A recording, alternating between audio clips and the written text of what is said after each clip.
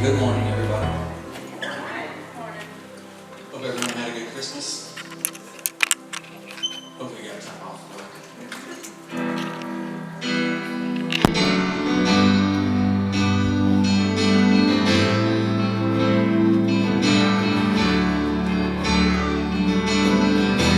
You're the only answer to the darkness. You're the only right among the wrong. You're the only hope among the chaos. You are the voice that calls me on. Louder than every lie, my sword in every fight. The truth will chase away the night. Your name is power over darkness, freedom for the captives, mercy for the broken and the hopeless. Your name is faithful in the battle, glory in the struggle, mighty won't let us down or fail us. Your name is power.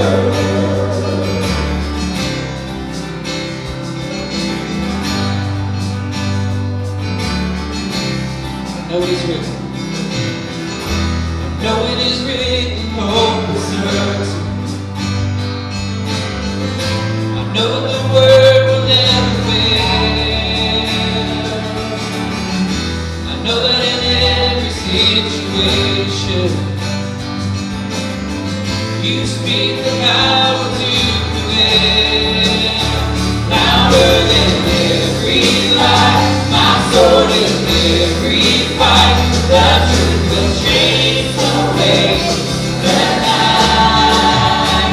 Your name is power over darkness, freedom for the captive, mercy for the broken and the hopeless. Your name is faithful in the battle, glory in the struggle, mighty won't let us down or fail us. Your name is power. Your name is power.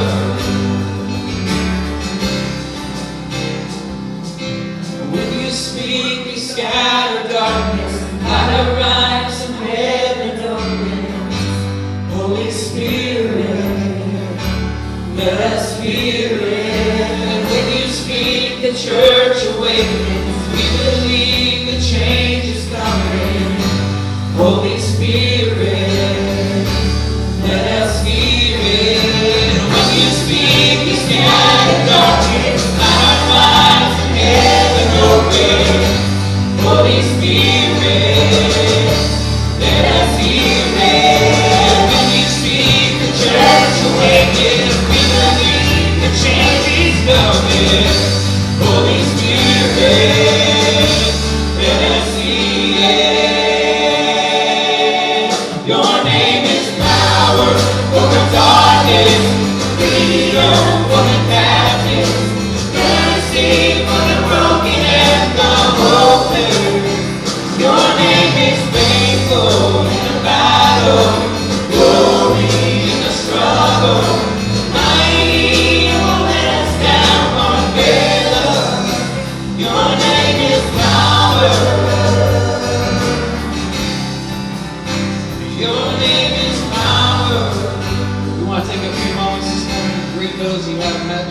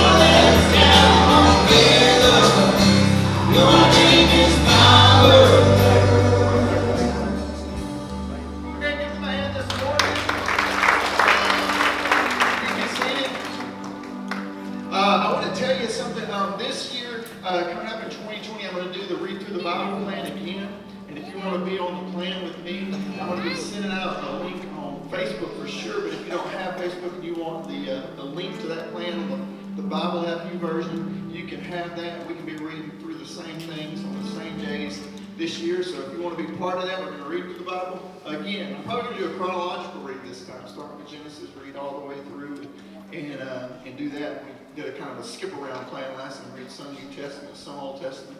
I don't know yet, but I'm going to have that out pretty soon too, and you'll see that. One thing I've learned is in 2018, I set this theme up, and it was ready to run in 2018. And then I guess momentum carried me through 2019 because I almost ran out. But we made it. So I praise the Lord for that. But 2020 is a year that you can decide today what you're going to do in 2020.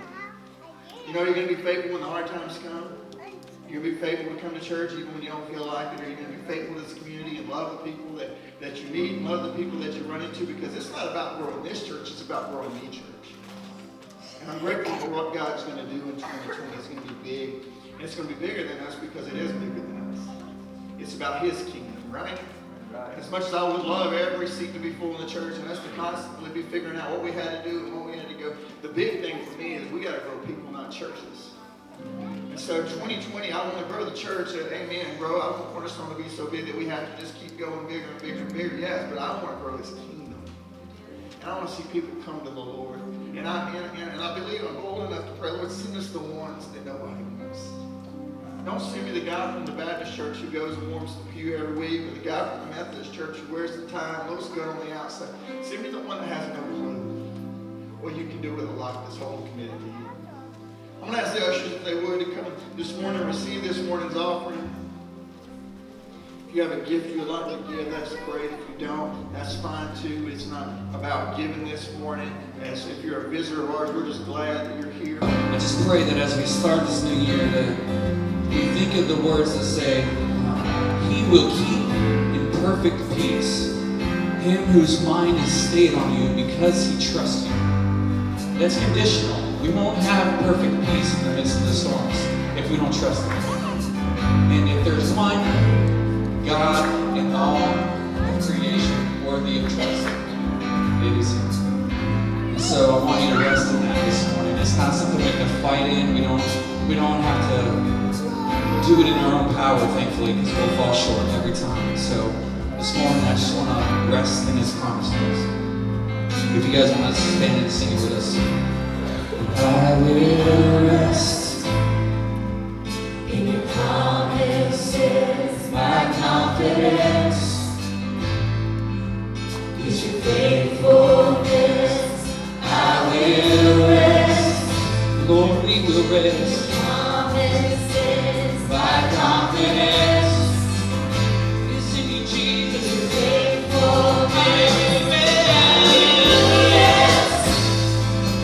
In your promises, my confidence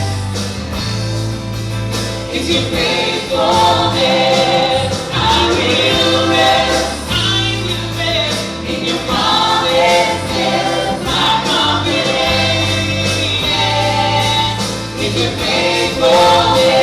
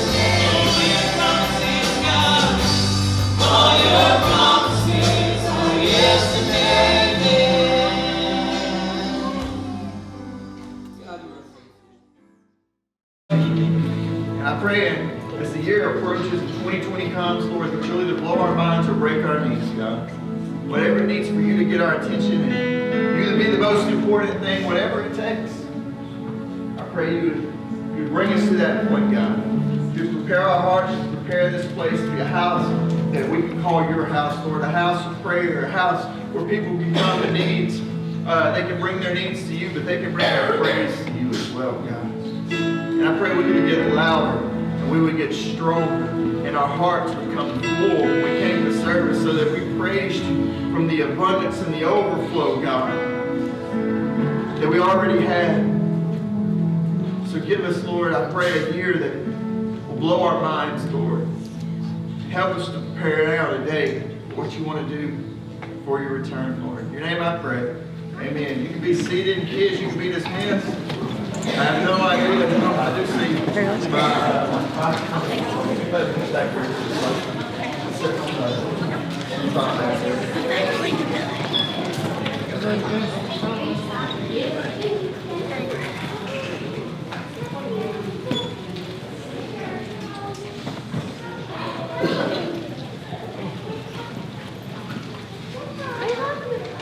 I'm going to church. You know what? I was thinking about what I was going to preach on and kind of how things are going to go. And this morning, just thinking about it. Sorry. This morning, just thinking about it, I'm thinking about, it's time for some of you to take the training wheels off. You've been Christians for long enough that you should know how to ride the bike, man. You should have a real relationship with the Lord. It's not about going to church and being church is an overflow. But that it's about knowing the Lord, and it's about knowing Him and having a deeper relationship with Him. This thing gives us too much feedback. Is Austin in here? Austin can look at it. Or Houston? Somebody? What I would tell you is it's time to just quit playing the games and quit saying, well, I go to church. That's what I hear so much. I go to church. I don't care. I want you to go here, yeah, that's great, but I want you to know the Lord. And I hope it does. I hope it's to blow your mind and not to break your knees before you know it. You're going to go through things. Some of you have no idea, man. In 2019, we have no idea what's going to happen to us. And some of you have been through some things already. In 2019, but we have no idea. 2020, I hope it's great for you, but I understand in the reality of things is that there will be some things that happen for you. There'll be some things that happen to you. And so today what I'm talking about is we need to prepare and we need to prep for 2020. And it's not just the things that are going to happen, and it's not even dying. It's what if the Lord comes back? Where are you at? I mean, eventually we're going to get up one day, and that's going to be the day. You know, if it's in our lifetime, somebody's going to get up one day and they're going to go, that's a normal day. And the Lord is going to come back. It's just as real as everything else that you read. And I read about it some this week, and I'm just looking at it, and I'm like, we got to be prepared. And I feel a responsibility to prepare you. Many of you prepared for Christmas. You put up lights inside, out. You put up trees. Some of you have multiple trees. You put up ornaments, you cooked special cookies and candies, you had parties, you had family and friends. But I wonder what it would look like for you to prepare for Christ's return. What does it look like in your house? If you really believed He was coming back, would your life be different than what it is today? I think that's what we really need to answer the question of. Would our life be different if we really believe? We say we believe the Bible, but then He says things like, I'm going to break through the clouds and I'm going to come back, and a sword's coming from His mouth, and He's got a tattoo on him, and it says, all these things in Revelation that we read, and we go, do I really believe that? Do I really believe what He says? John is on he's been banished to the island of Patmos, and he has this vision of the Lord. It's later in his life, but it says what I want to call from it. It says John was in the Spirit when he had this vision of Revelation. He wrote Revelation. We believe that. And he was in the Spirit. And I would say he was in the right place to receive the word of the Lord. And I would say what place for you in this morning? To receive what He has for you. To receive what He wants to do through you, what He wants to do through your family. Many ask why they never hear from God, and I wonder really, when do you seek Him? I don't know His voice. You're not going to hear a voice you're not familiar with because you're not going to recognize it because you don't spend any time with it. And so what the whole plan today is to try to get you ready for 2020. And John told in his vision in Revelation chapter 1, verse 7, this is what he says. He says, look, he is coming with the clouds. Every eye will see him, even those who pierced him. And all peoples on earth will mourn because of him. And he said, so shall it be. Amen. And when you know something, or when you know someone is coming, don't you prepare? Have you ever done the rush through cleanup? You know what I'm talking about? It's like, so-and-so just called him to come by. Hurry, clean the living room. Hurry, pick up this stuff. Hey, get your stuff to your room. We do that occasionally. Happens at our home. Our house is always is alive. You may need my sermon today about preparing. Because of Hosanna, she has a million little things. Our house is not clean. She comes in and she just blows up the entire room. And Elijah used to be like that, but he kind of stays in his room, kind of does his own thing. And but Hosanna just blows up. And but if you knew someone was coming, wouldn't you prepare for it? And it's the same way with Christ's return. We know for a fact, it says in his word exactly that he's coming. But do we prepare for his return? And everything that happens to you is not always a tomorrow away. You will wake up one day, and today is going to be the day. The devil loves when we do this. The Bible warns us multiple times of this. It's when we get this mentality that everything happens in the future, so we're not prepared. Think about it. Oh, retirement's in the future. Then you're 55 years old, and in 10 years you're going to retire, and you have no retirement. You know, when everybody else is retiring, you've not planned, you've not made a way for yourself. Everything is not always a tomorrow way. Eventually you're going to get up, and today is going to be that day. And it may be the last day of your life. You might get up, and everything may seem normal, and it doesn't. I remember on October the 2nd, I got up and everything really it seemed just like any other day. And then within a few hours, it was like I was in the emergency room. And then by that time I would lay my head down to go to sleep that night, I had something in my brain or on my brain that I didn't know I had. And I thought that it's always, everything's always tomorrow. And I'm always looking out, and the timeline's always got an arrow on the end. But it didn't at that time. It had a stopping point. We knew at that moment that what we had now, we had to deal with in order to see our tomorrow. And there's going to be a day where that's going to be everyone here. And there was a day that the people you love died. They got up and it was a regular day. And it wasn't. There's a point that goes like this. It says, at first I was dying to grow up and go to high school. Then I was dying to finish high school and go to college. Then I was dying to finish college and start working. Then I was dying to get married and have children. Then I was dying for my children to grow old enough so I can go back to work. Then I was dying to retire, and now I'm just dying. And suddenly I realized that I forgot to live. That mentality of it's always tomorrow will rob you of your life. That mentality that it's always in the future will rob you of your todays. The truth is, we're all going to die, or the Lord is going to come back, and these events are certain. And you can live your life so distracted that you never prepare. You never truly give your whole heart to the Lord because you're afraid of what your tomorrow might bring when you do that. I remember when you're a kid, you're like, I don't know if I really want to give my life to the Lord because I might have to be a missionary. I might have to go overseas. I might have to do these things. And I've realized this as I've gotten older. I didn't know it when I was smaller. I was just like casting into the wind my future by giving my whole life to the Lord. But I realized this is wherever He wants me, there I'll be satisfied. And if it's in some little village in some remote area, until I get to that village in that remote area, I will not be satisfied. Because why? Because I was created to be something that I'm not. And there was a puzzle piece that is me. And I was designed to be put in one position. And if I stay here, I will never be in that position. And if I go there, maybe I will be in that position. But maybe your future is not the mission field because maybe He doesn't need that many missionaries. Maybe your mission is Weaver.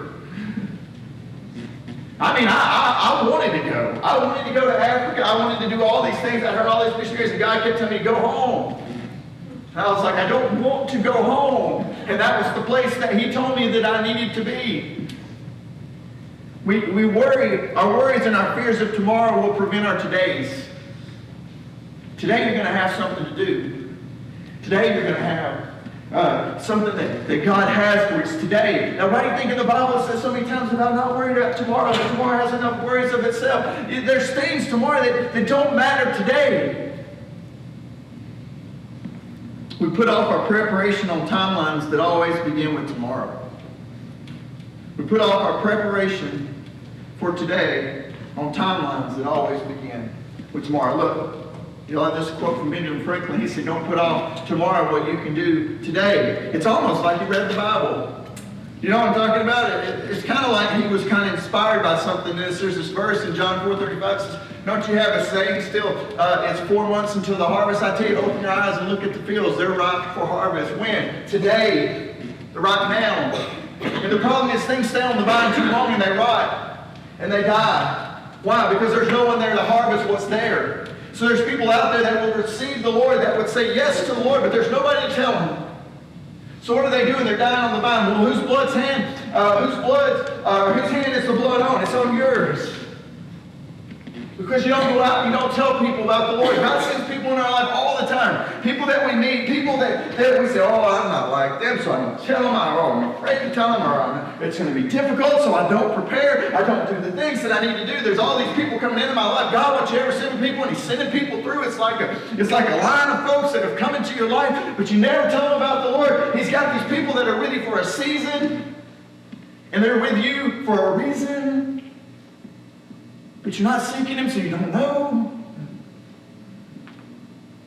And there's not the sense in this verse, there's not the sense to prepare as much as there is a sense to be already prepared for what's coming.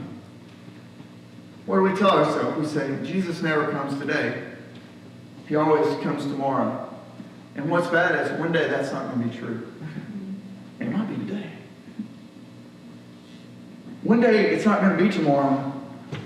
You know, there were people that mocked Noah all the way up until the point that it started raining and he shut the door of the boat.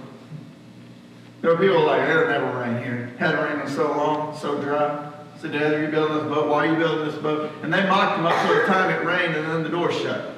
It was too late. It was too late to get an understanding. There's going to be a day for you. If you do not prepare this, it'll be too late for you to prepare. And I don't say doom and gloom, and I don't have all these things for you. It's doom and gloom. I'm telling you realities, just like the same thing that I would tell one of my own children, do not touch the stove because it is hot. I'm telling you the same thing. The Lord is going to return. Where are you going to be? Or you're going to walk out of here and something's going to happen to you, and you may be like me, and something major happens to you, and then all of a sudden you're faced with the reality that death may be certain. What do you think? Or what did you think would happen in 2019? Let's just think about that for a minute. What did you think that would happen in 2019? Maybe you got engaged, maybe you got married, maybe someone was sick at the beginning of 19 and they're well at the end of 19, or maybe they were well at the beginning of 19 and they're sick now. What did it happen? What you thought would happen in 2019, did it happen? Let's go with this question. What did you accomplish this year? Are you somewhere different than you were this time last year because you made a decision this time last year to be where you are now? If I would have told some of you this year's events last year at this time, it would have been hard for you to believe. I'll be honest, my year's been kind of crazy, especially the latter portion. First part wasn't too great, but it was all right. And then I would ask you this, is what events does 2020 hold? When are you going to begin? Or are you always going to be waiting to begin? There are some people no longer with us this year. There have been some things that I would have never believed in my own life. 2019, it left me with a scar not only on my body, but on my heart. There's things that I know now that I didn't know this time last year. I'll tell you, some of the things seem scary to me now, and it wasn't like that last year. I also know the Lord deeper and different than I did this time last year. There's some things that you have to go through, and there's some things that, praise the Lord, you go to, and He lets you see them, and you walk away from them, and you don't have to experience the fire. I look at that song, Another in the Fire, that Jason did this morning, and I think about Shadrach and Meshach and Abednego. Why didn't God just kill everybody right there and just leave them standing there in open field free? He didn't choose to do it that way. He chose to carry them through the fire, and while they were in the midst of the struggle, while they were in the midst of the thing that was designed to kill them, there He was. Where do you want to be? Do you want to stand outside of the flame without him, or do you want to stand inside the flame with him? And sometimes you have to stand in the flame with him. Some of us, 2020 could be the year of the Lord's return, and my question would be, are you ready? Could be. Right now, you're thinking of all these excuses why he's not coming this year, and why it's not going to be this year, and it's probably not going to be this year. And there are things that we say in our mind to try to prevent us from the reality that he is coming. And I think it's good to have goals.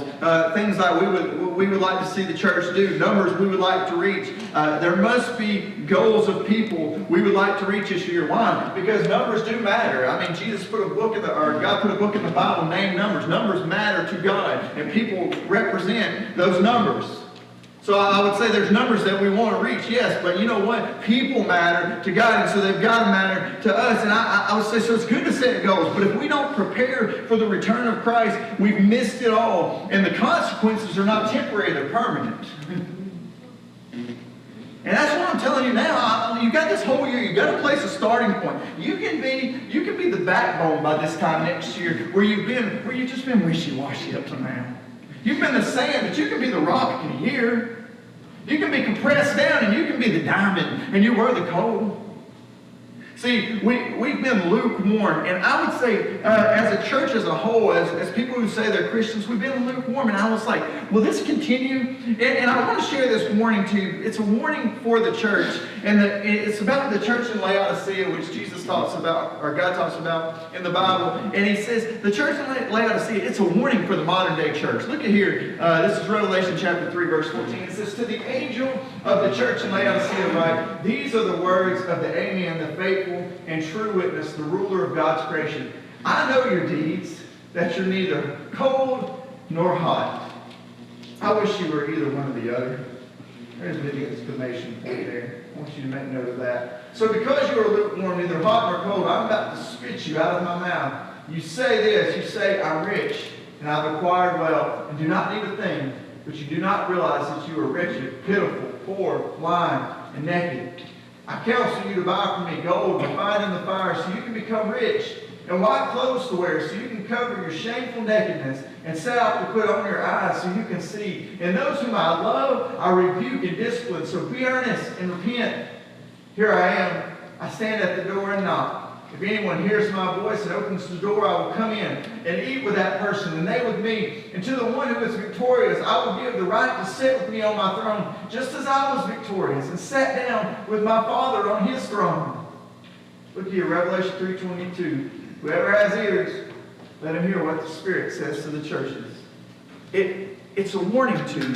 Verse 15 and 16 tells of how our behavior literally has sickened God, and that he's going to spew us from his mouth. And it's not talking, God's heartbroken about the unbeliever, but it's not talking about the unbeliever here. It's talking about the lukewarm, the casual Christian.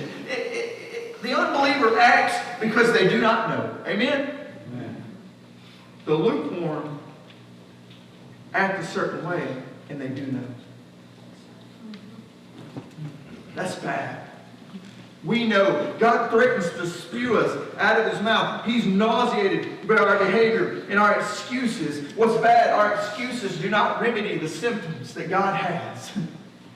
We say, oh, I got this going on, God. That's why I can't be here. I can't renew my Bible because I've got so many things happening. And you know what? Our lukewarm symptoms are not remedied by our excuses. The things that we say, oh, God, I've got this going on. I've got that going on. He's going, when have you spent time with me? Verse 17 tells us how we think we're okay. I bet if we're honest, many of us can be lukewarm and think we're okay upon first examination. We look at our own life and say, oh, I'm a good person. I do good things. It's like, but yeah, but do you love him? Do you really know him? Do you want a relationship with him? Hot and lukewarm, they can be similar on the surface. We rarely meet people who've been a Christian for a long period of time who are still burning hot. I believe that's true. I rarely meet people who've been Christians for long periods of time. I've been a Christian for a long time that are still burning hot. Still love him as much as the day they said yes to him. Then maybe they love him more. You know why? Because as a fire grows hot, if it's not stoked, what it does is it gets dimmer until it can eventually burn out.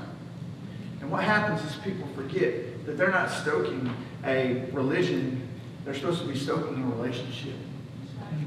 You know what? I would hope that even if I lived to 90, that my relationship with April would still be red hot. It would still be good. I would still be doing the things daily that satisfy her, that make her happy with life, that please her. And I would hope that if I lived to 90, that I would still be doing the same things for God. That I would still get up every morning with an idea of how to stoke the relationship, how to make it burn bright. Even though I've been a Christian for a long time, we forget that we still need a Savior every day, and we forget that we're still in the battle with our flesh. Every day I need a Savior, and every day I will battle my flesh. Those two things you can write home about, they're going to happen. If we aren't careful, what happens to us is our days turn to weeks, and our weeks to months without ever opening our mouths. Oh, I'll do it tomorrow. I'll do it tomorrow. I'll do it next week. And then you know what's happened? You're on down the line. A lot of times pass, and you don't even know where your Bible is. And it's been so long since you prayed, and you really saw it. When we quit pursuing Christ, our lives grow cold. And what happens is on the way to cold, we get lukewarm. And you know what's bad about lukewarm? Is you think you're hot, but you're really cold. Maybe you like it, but I don't like lukewarm food. I would rather be cold and be hot. I don't know why pizza's not good lukewarm, but it's good cold and it's good hot. I like both of them. The last time we ate pizza for Elijah's birthday and it was lukewarm, and I'll be honest, it wasn't that satisfying. I'd rather eat it this morning and sit in the fridge. There's something about lukewarm that there's a reason why God used that and said, you know what, I'm about to spew you out of my mouth because you're grossing me out. You're making me sick. You're making me nauseous in your behavior because you think you're right. And see, we get this idea that if I come to church, I'll get hot again. But that's not the reality of it. The reality is church may be the beginnings, but church is not the relationship. The relationship happens at home. It happens when you're alone. It happens on your ride to work. It happens in your closet. When you're praying to the Lord, you need Him when difficult things arise. And you know what? That's when the relationship is built. We have a sign of godliness, yet we have no power. We're warm enough to fool the church, but we're too cold to be effective. I don't know your real relationships. Some of you, I probably do. But most of you, I know you kind of on the surface. What you allow me to see. Some of you have allowed me in your life, and I know you're pretty deep, and I know how you tick, but most of you, I know you on the surface. And on the surface, like I said, on the surface, lukewarm and hot are pretty similar. I remember one time we were baptizing people in here. When you felt the water, it felt warm. But they told me, they said, when you dive down to the bottom, it's not warm at all. It's ice cold. And so the first person in, they might have felt warm. But the third person in, it felt cold. And you know what? That's what our lives get. I see you and you look, you're hot. I'm like, oh, you're living for the Lord. And then you go off and you do something. I go, I never saw that coming. It's because below the surface, you have something going on. 2 Timothy, it warns us of having this godliness, yet having no power. And it warns us not only to not be those people, but it also warns us to stay away from people that are like that. It's because people who are lukewarm or people who are cold, they drag us down. And we have whole churches that are like this. And we have pastors teaching and preaching today that are like this, that they're lukewarm in their own life, so they can only give you lukewarm. And you know what? It drags us down. It's easier for the lukewarm to equalize the temperature of the hot than for the hot to bring up the temperature of the lukewarm. It's easier. You get around a bunch of people who aren't real serious about God, guess what happens to you? All of a sudden, you're not very serious about God. And you know what? It's my job to be the thermometer.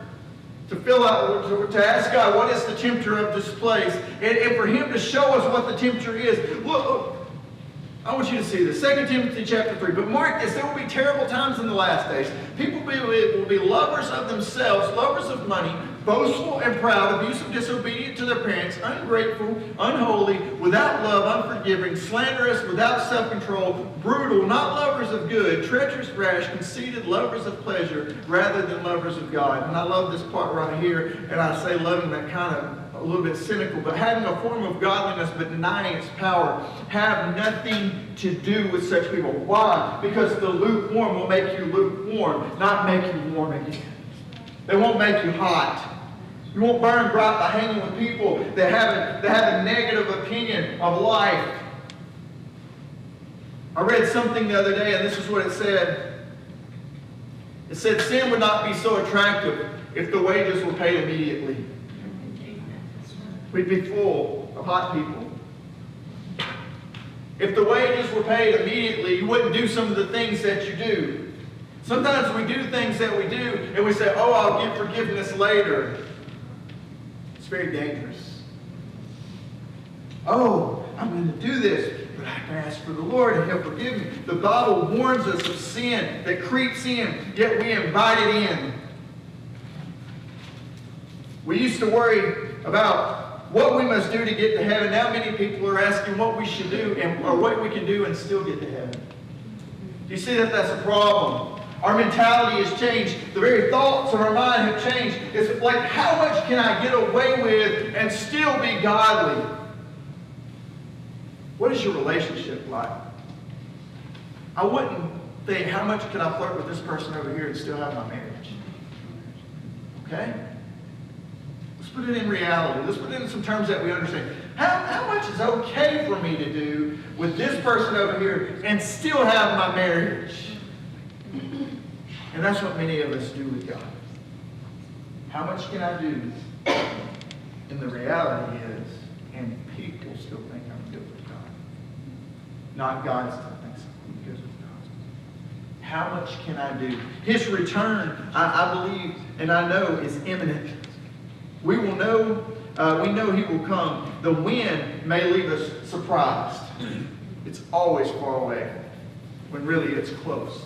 1 Thessalonians says this, 5:2, for you yourselves are fully aware that the day of the Lord will come like a thief in the night. That tells me when He comes, I will not expect it, so I guess I need to prepare now.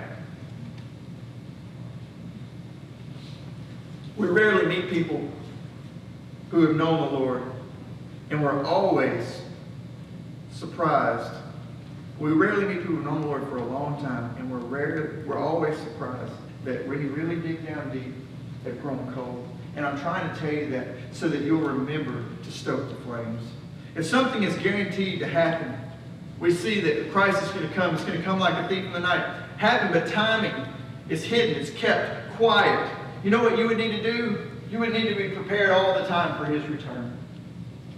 And I would ask you this morning, are you prepared all the time for the return of Christ? We know His return is going to come, and we may not know the when. Matthew 22:44 says this. It says, so you also must be ready, because the Son of Man will come in an hour when you what? You do not expect Him. You're not going to be sitting at home and go, you know what? Today is when the Lord's going to come. I need to get myself ready. It doesn't happen like that. We're going to be doing our own things, and that's the moment that He's going to come. Whatever you do, whatever you have normally going on, you're going to be doing those things. So what I'm saying is there may be some things in your life that really need to change right now. There may be some things that you do every day, but you know what? They don't please God. So you know what you need to do? You need to change those things. There may be things that you need to, some things that you need to stop doing. There may be some things that you need to start doing. Because there's going to be those who think, not now, and the moment God is going to send His Son for the return. It's like it doesn't happen right now. It's not going to happen right now. Oh, it's never going to happen. I'm doing what I've always done, and I'm getting what I've always gotten. And you know what? That's when the Lord comes. When I'm doing what I've always done. And you know what? I'm telling you this so you can prepare for His return. Revelation 22:12 says this, and behold, I come quickly, and my reward is with me to give every man according as his work shall be. I come quickly. I don't know what your idea or your version of quickly is, but what I understand quickly is it could mean any time. It means immediate. And I feel a responsibility as your pastor, not just to prepare you and to warn you, but to help you in any way I can to get you ready for Christ's return. Okay, will you go check that lock? I think it's just spinning. I think it does it at the same time every week. We have an electric lock on that door, and it's like when I get fired up, it starts tripping out. You know, my mind is concerned not with your income, but with your outcome. I don't count the offering. I don't know who gives. I don't know who doesn't give. My concern is not with your income. It's with your outcome. Where are you going to end up? Where are you going to be? Can I lay down at night knowing I've given you my best and given you the best chance for you to get to heaven? It's ultimately a sure decision, but have I given you all of the details? Have I given you all of the facts that I can give you? Not what you're making, but where you're going to end up. You know what? I found that income can be a distraction. Although it's good, it can take you down an endless pursuit of riches. All your focus all of a sudden becomes on what? What you're going to make, what you're going to get paid, what you're going to do. And what it does over time is it can become an idol. And what I found is people, when they obtain it, what's next for them? You say, I want to make $100,000 a year. You make $100,000 a year. What's next for you? What if you reach your financial goal and then all of a sudden you find out that you're going to die? What good does it matter? You can't take it with you. You can't do anything with it after you pass on. And what I found out is it becomes your distraction, and your outcome will happen upon you. And you will wake one day, and it will be your last day without knowing.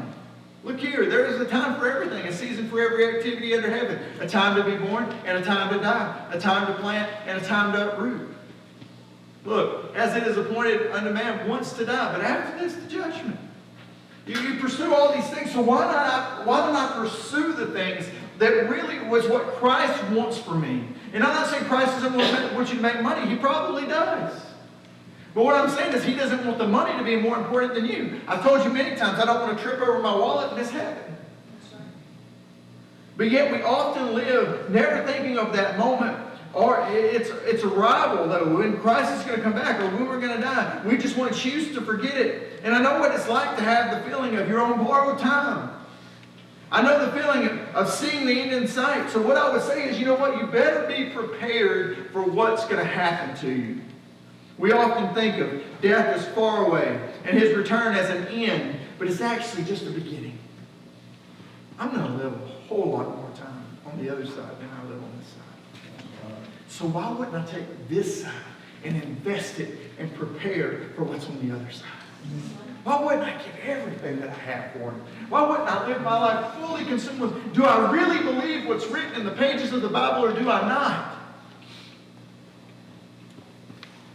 The Bible, it's my map. It promises me of a future. And when I read the Bible, it clearly states what is to come. And you know what? I have to make the choice on whether I believe it or not. And you know what? I've noticed a lot of people they think everybody's going to heaven. And you know what? That's the biggest lie that you've ever been told. Matthew 7, verse 21 says, not everyone who says to me, Lord, Lord, will enter the kingdom of heaven. There's your answer. But only the one who does the will of my Father who's in heaven. Many will say to me on that day, Lord, Lord, did we not prophesy in your name, and in your name drive out demons, in your name perform many miracles? Then I will tell them plainly, I never knew you. Away from me, you evildoers. Did I go to church, Lord? Every Sunday, every Wednesday, Sunday nights when we had things to do, we had life, wasn't I there? He's going to say, I know you. I never knew you. You never told me. You never come to me. You never tried to develop a relationship with me. To walk around with the idea that everyone is going to heaven is a lie and a distraction from ourselves and others who need it. To know the answer, though, I found out, and to refuse it would be foolish, and to know it and not share it would be selfish. Am I not going to tell my children about the Lord? Am I not going to tell the person that I meet about the Lord? Don't I have a responsibility, if I have the answer to the problem that they're going, to give them that answer? And yet we meet people and we don't interact with them and we don't tell them about the Lord. Because one, I don't know if we really believe that they're going to go to hell if they don't know Him. Because if you did, it would change your pathway. It would change your direction. It would change where you're going to go. There are people everywhere. Everywhere that we look, we're not going to heaven. And we know the answer, but we seldom share it. 2020 can be the year you not only get your house in order, but you help someone else get theirs in order. It can be a moment where you move and you take the training wheels off and you ride freely. Some of our houses, they're just out of order. And if we're to ask children or others looking in, there are some things that have overtaken our focus in our home. There are things that are more important than He is. And we can point the finger, but ultimately, you know what? It's going to be our responsibility. It's something we need to spend our time and our efforts doing. And when something is important to you, you know what you do? You make time, not excuses. I know baseball season's fixing to fire up. I know I'm going to spend some time at the baseball field. You know why? Because I make time, not excuses. You know what? I know there's church every Sunday morning. So you know what I do? I make time, not excuses. You know what? I spend time with Hector. You know why? Because I spend time and I don't make excuses. And 2020 can be a year where you decide you're going to spend time, not excuses for the Lord. I can always say Lord, I get up early already, so I don't spend any time with you. Oh, God, I got so many things going on, so I don't spend any time with you. But I'm talking about, if you're preparing for this year, then you know what? I'm going to make time, not excuses. Joshua told his people, right? He told his people that now was the time for them to make the decision of who they would serve. And I would tell you the same thing. Joshua 24:15, the first part of it says, "But if serving the Lord seems undesirable to you, then choose for yourself this day who you serve." You going to serve you or you going to serve me? 2020 is out before you. What you make a priority is what's going to be a priority. And the same offering now is before you. And 2020 just waits days away. But the thing that I worry about is what if 2020 never comes for you? We have 3 days. There's no guarantee that you get those days. And there's no guarantee that we're going to get those days anyway. The Lord may come back. I know someone recently, and they spent time, and they took pictures with someone on Christmas Day, and then by the next day they were gone. Actually, I know multiple people like that. I know at least 2 people that spent their Christmas with somebody, they took pictures with them, and then the next day they were gone. And they didn't know it was going to be like that. And I would hope you would all be here. And I would love to tell you that you're 100% guaranteed to be here the next time that we have service, but I don't know. And so what I would say was, why not now prepare for what's going to happen? If death is definitely going to happen at some point, we just don't know when, then our timeline doesn't have an arrow on the end and go forever. At least this life doesn't.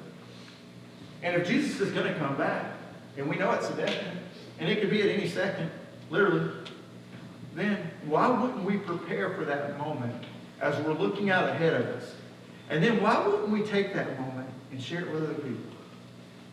Jason, would your team come this morning? What I'm telling you is now is the time to prepare. I started to call this Doomsday Preppers, but I figured it might be too dark. Because it's not doomsday, really. It's the return of the Lord. But what I'm saying, it'll be doomsday for you if you don't get yourself right with the Lord now. Now is the time of salvation. And you know what? You need to choose the day who you're going to serve. It's all before you, and right now, you still have a chance to choose. There's going to come a time when you don't have a chance to choose anymore. What kind of pastor would I be if I didn't want you? As they sing this morning, the altars are open for people who want to get their 2020 straightened out. They want to get their life straightened out, and they want to be ready for whatever life throws. Let's stand together.